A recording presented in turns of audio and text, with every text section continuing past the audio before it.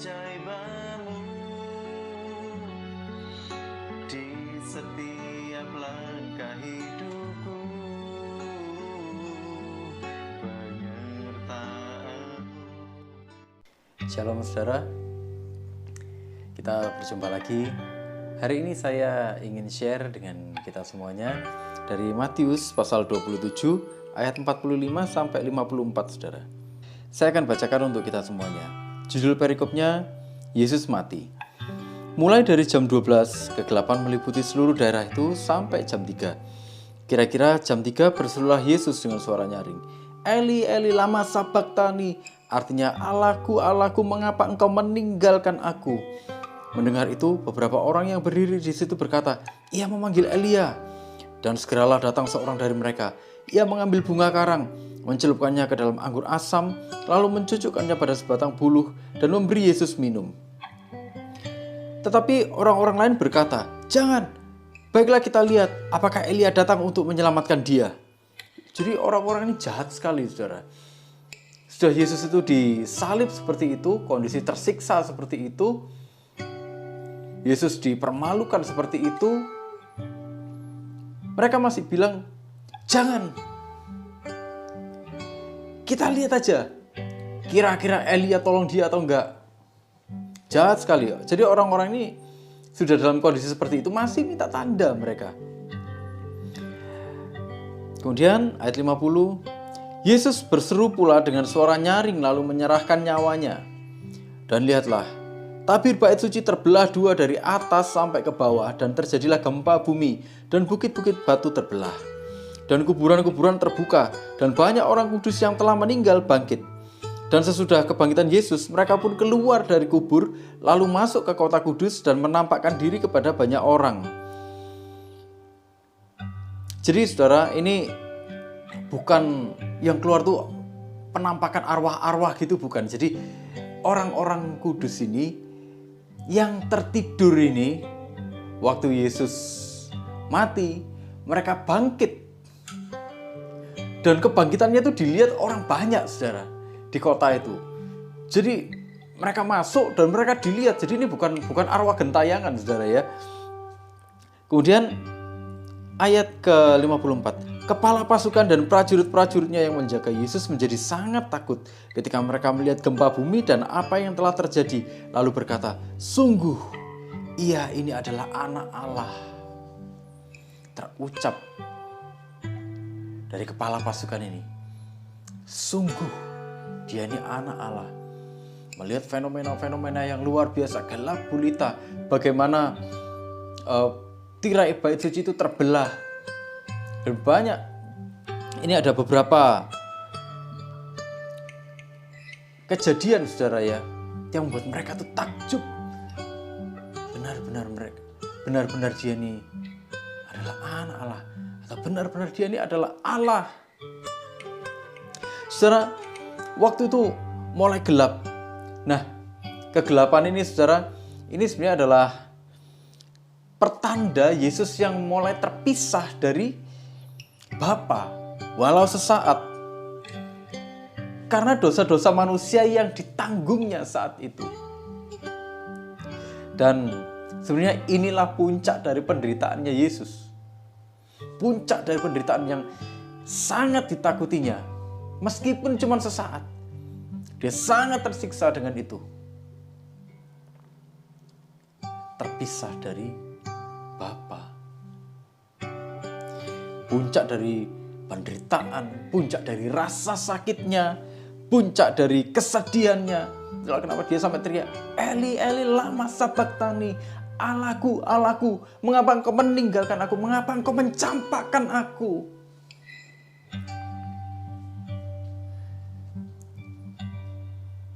Dan kemudian kita bisa lihat, kalau kita bandingkan dengan di Lukas dan di Yohanes, saudara. Setelah itu dia bilang, ya Bapa, ke dalam tanganmu ku serahkan nyawaku. Kemudian dia bilang, sudah selesai, atau tetelestai. Saudara, kita bisa lihat di sini. Yesus mati bukan karena dia disiksa, saudara. Yesus mati karena dia menyerahkan nyawanya. Dia merasa sudah selesai. Sudah cukup. Itulah kenapa dia bilang, "Ya Bapa, ke dalam tanganmu kuserahkan nyawaku." Sudah selesai, dan dia menghembuskan nafas yang terakhir. Jadi Yesus ini mati bukan karena disiksa, saudara. Karena tidak ada siksaan atau tidak ada rencana apapun dari manusia yang bisa mencabut nyawanya. Dia yang menyerahkan nyawanya.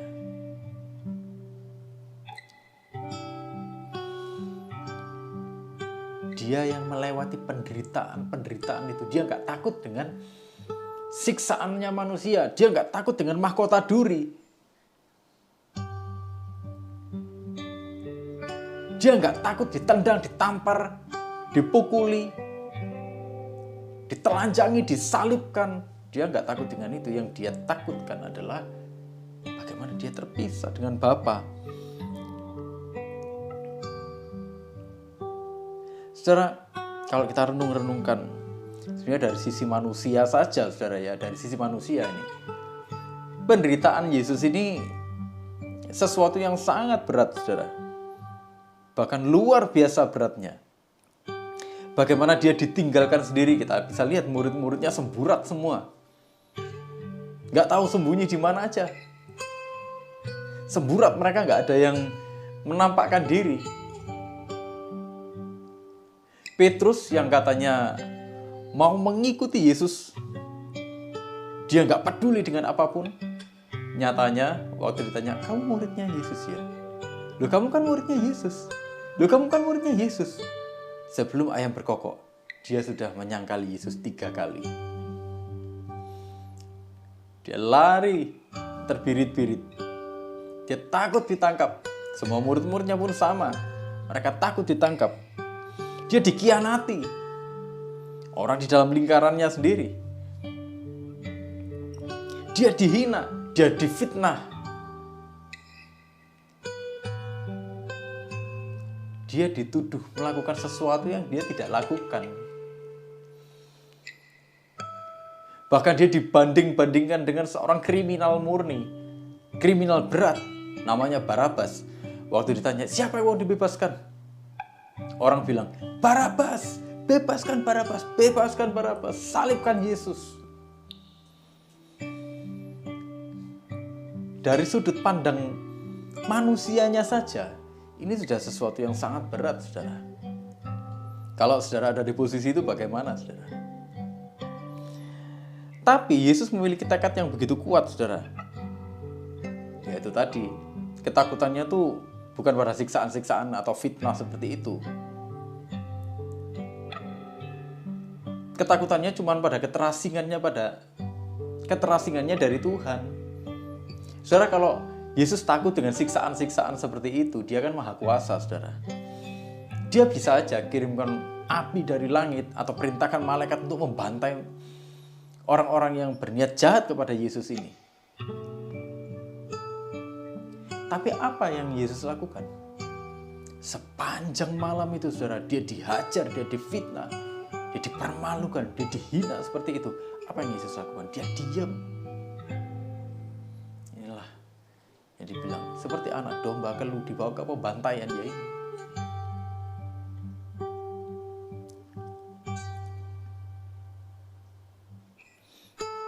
Dia nggak takut dengan itu.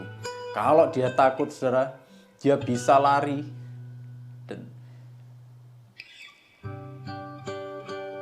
Tapi kalau dia lari, artinya apa?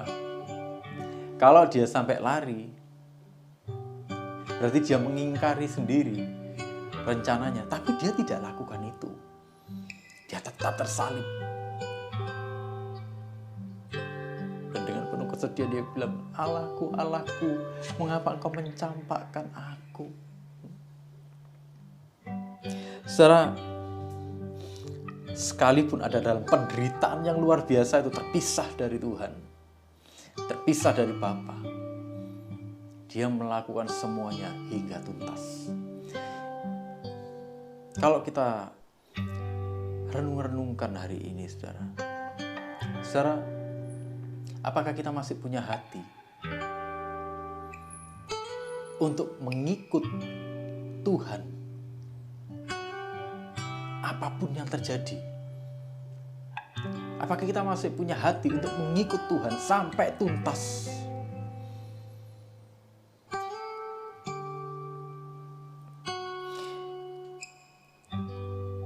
Saudara, manusia itu seringkali memandang penderitaan itu sebagai sesuatu yang menyiksa. Itu adalah sebuah siksaan terhadap daging dan itu sangat tidak enak. Dan karena tidak enak itu manusia sangat tidak menyukainya. Jangankan orang dunia,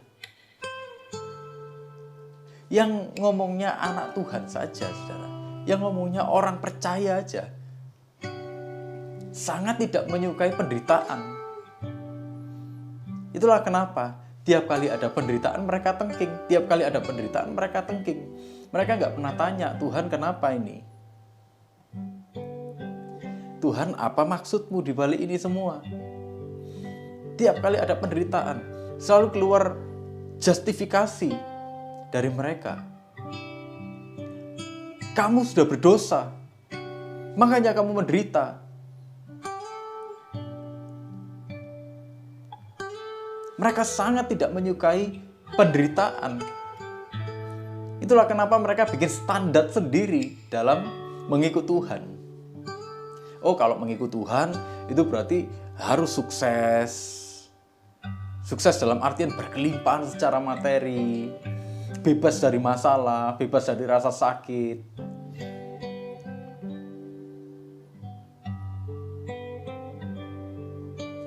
Mereka nggak mau memikul salib. Mereka nggak mau ada kata tidak enak. Mereka tidak mau atau mereka alergi dengan kata-kata penderitaan. Lalu bagaimana dengan apa yang dilalui oleh Yesus?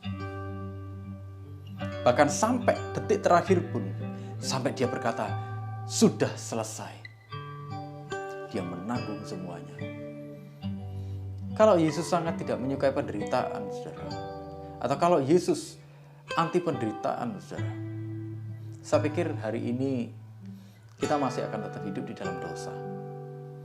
Kita nggak akan menang melawan dosa, dan memang kita seharusnya binasa.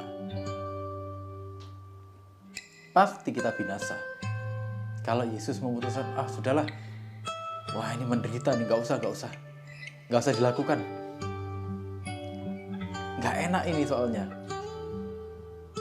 Tapi apa yang terjadi? Yesus nggak lakukan itu, dia setia sampai akhir. Saudara, mengikut Yesus itu menderita loh.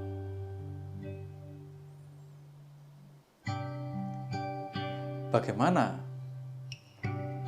waktu kita mengikut Yesus, kita harus berdiri berseberangan dengan nilai-nilai yang diyakini oleh orang banyak bahwa itu adalah nilai yang benar. Bagaimana menuhankan diri sendiri bagi orang dunia adalah sesuatu yang wajar. Sementara bagi kita, satu-satunya Tuhan adalah Tuhan. Gak ada Tuhan yang lain.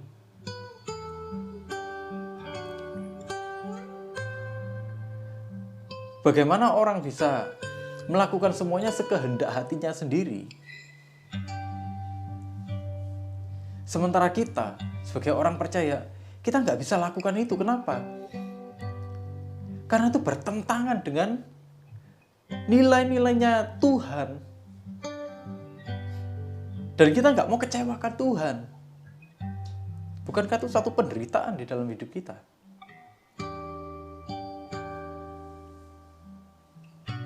Banyak orang yang membuat standarnya sendiri waktu hidup di dalam kekristenan. Itulah kenapa banyak orang kehilangan benar arti dari mengikut Tuhan. Mengikut Tuhan dianggap sebagai sebuah jalan untuk mencapai kenikmatan di dunia. Apakah salah kita menikmati kehidupan di dunia? Enggak ada yang salah dengan kita menikmati kehidupan di dunia, dengan kita bisa berekreasi, dengan kita bisa menikmati, kita mendapatkan uang, mungkin kita mendapatkan harta, kita mungkin bisa membeli mobil atau membeli rumah. Enggak ada yang salah dengan itu. Tapi waktu hal-hal seperti itu dijadikan sebagai standar dalam mengikut Kristus, hal yang seperti ini sudah kebablasan, saudara. Sudah menyimpang dari apa yang sebenarnya Yesus inginkan.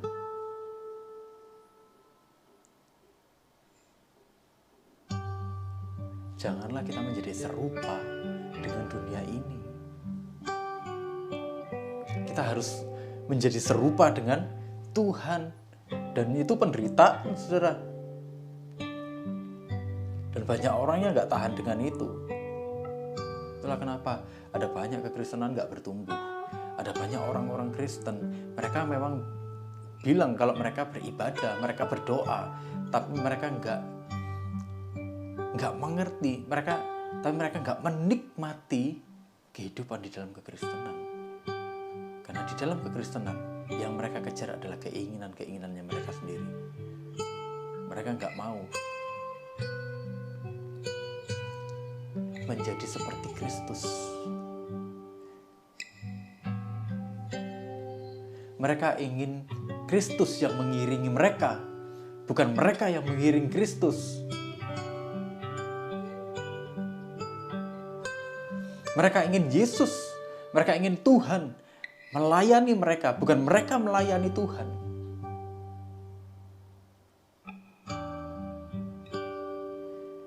Kalau kita perhatikan, saudara, bagaimana Yesus menuntaskan misi, melakukan kehendak Tuhan, dalam komitmen kita mengiring Tuhan, itu adalah hal yang penting. Hidup di dalam kebenaran, itu adalah sesuatu yang penting. Semakin kita mencintai kehendak Tuhan, justru semakin kita kuat. Banyak orang yang berpikirkan, kita harus mohon-mohon, kita harus tengking-tengking semua penderitaan, semua permasalahan kita ini. Supaya apa? Supaya kita kuat. Saudara, yang membuat kita kuat adalah hubungan kita dengan Tuhan. Yang membuat kita kuat adalah persekutuan kita dengan Tuhan. Semakin kita bersekutu dengan Tuhan, semakin kita ingin melakukan kehendak-Nya. Dan herannya justru waktu kita melakukan kehendak-Nya, semakin melakukan kehendak-Nya, justru kita semakin kuat menghadapi kehidupan ini.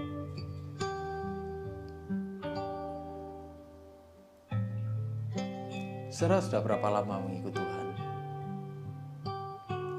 Dan kalau kita pikir-pikirkan lagi, apakah Tuhan itu tidak pernah membela kita, saudara? Apakah Tuhan itu tidak pernah memberikan kekuatan kepada kita untuk melewati banyak hal di dalam hidup?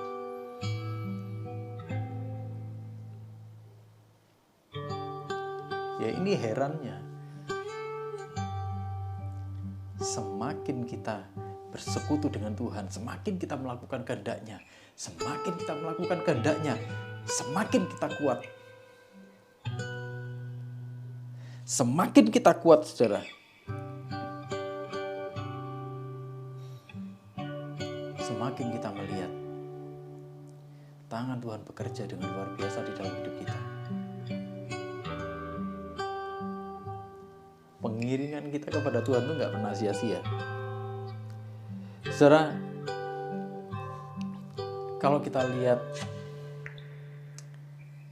bagaimana Yesus menyelesaikan semuanya hingga tuntas, saudara, kita bisa lihat karena Yesus menyelesaikan semuanya, kita mengalami karya penebusan. dunia. Kita hari ini adalah orang-orang tebusan. Kita hari ini menikmati kita diangkat menjadi anak-anaknya.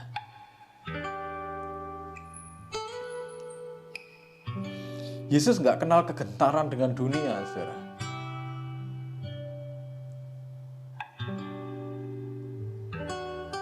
Apapun dia lalui, bahkan waktu itu dia harus terpisah dari Bapa sebagai puncak dari penderitaannya. Itu dia lalui.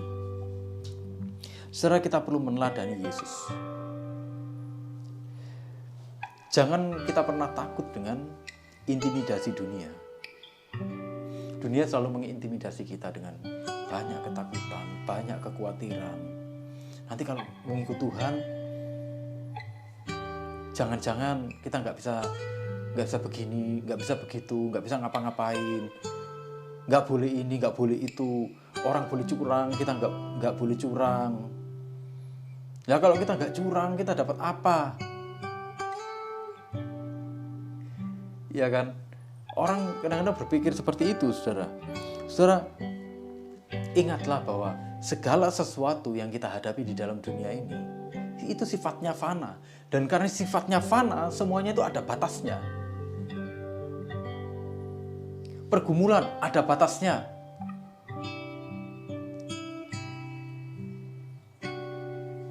Semuanya ada batasnya, saudara.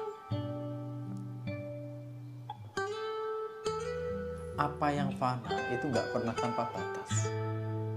Itulah kenapa kita nggak boleh takut dengan apa yang terjadi di dalam dunia. Kita nggak boleh terintimidasi dengan apa yang terjadi di dalam dunia.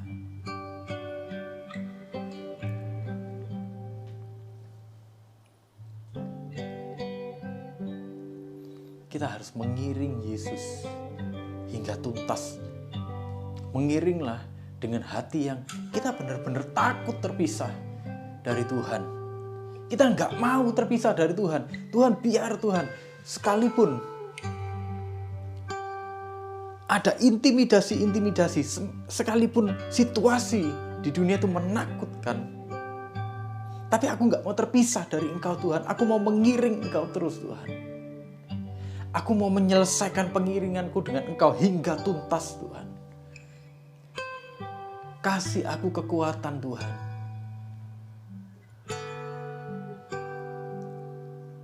Tuntun aku, Tuhan, sampai aku mengiring Engkau dengan tuntas.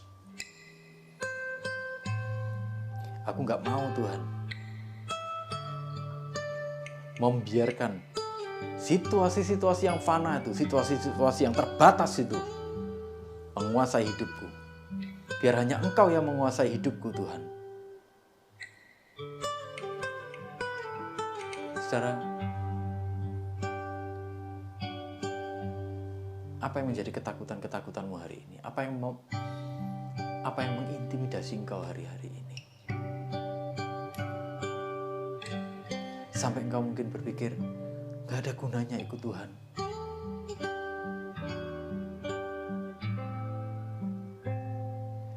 Ayo mari sama-sama kita renungkan lagi. Yesus, Dia Tuhan yang hadir di dalam sejarah. Dia rela tersalib.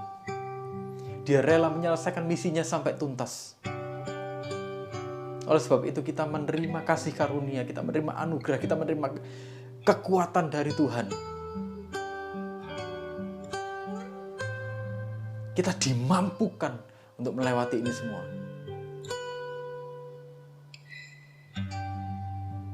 Mari kita berdoa pada Tuhan. Tuhan, mampukan aku, Tuhan. Seperti Engkau mampu melewati semuanya. Seperti Engkau mampu menyelesaikan semuanya hingga tuntas. Aku juga mau, Tuhan, menyelesaikan semuanya hingga tuntas. Aku mau mengiring Engkau sampai selesai. Di dalam nama Yesus saya berdoa. Biarlah kekuatan dari Tuhan, penghiburan dari Tuhan, sukacita dari Tuhan memenuhi kita semuanya, menguatkan kita semuanya, membimbing kita semuanya. Dan pengiringan kita kepada Tuhan sampai tuntas. Tuhan Yesus memberkati kita.